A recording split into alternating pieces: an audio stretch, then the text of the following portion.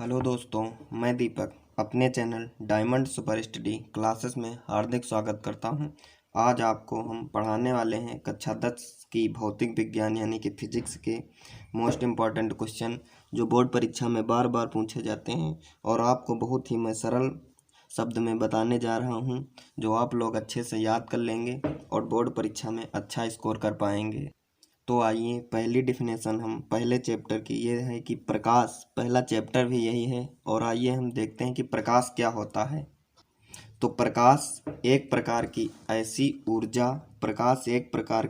ऐसी ऊर्जा या माध्यम है जिसकी सहायता से हम वस्तुओं को देख सकते हैं। बहुत ही सरल डिफिनेशन है। और इसकी दूसरी है ये कि प्रकाश एक ऐसा माध्यम है जो अदीप्त वस्तुओं को दीप्त कर देता है। ठीक, प्रकाश एक ऐसा माध्यम है जो अदीप्त वस्तुओं को दीप्त कर देता है। इसके बाद आइए हम देखते हैं प्रकाश के गुण कि प्रकाश के क्या क्या गुण होते हैं। तो प्रकाश के गुण, पहला गुण होता है कि प्रकाश सीधी रेखा में चलता है। प्रकाश सीधी रेखा में चलता है।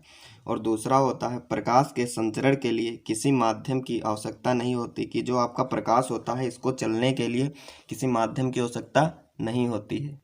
और तीसरा है प्रकाश की निर्वात में चाल 3 × 10⁸ मीटर प्रति सेकंड होती है। और चौथा है प्रकाश विद्युत चुम्बकीय तरंगों के रूप में संचरित होता है या चलता है।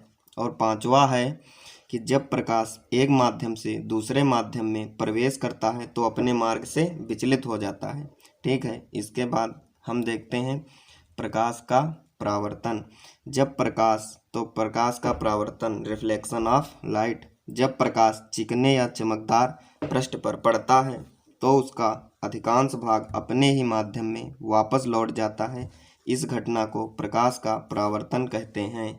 इसे हम दोबारा देख लेते हैं क्योंकि ये बहुत बार पूछा गया है कि जब प्रकाश चिकने या चमकदार पृष्ठ पर पड़ता है तो उसका अधिकांश भाग अपने ही माध्यम में वापस लौट जाता है। इस घटना को प्रकाश का परावर्तन कहते हैं। इसके बाद हम देखते हैं प्रकाश के परावर्तन के नियम।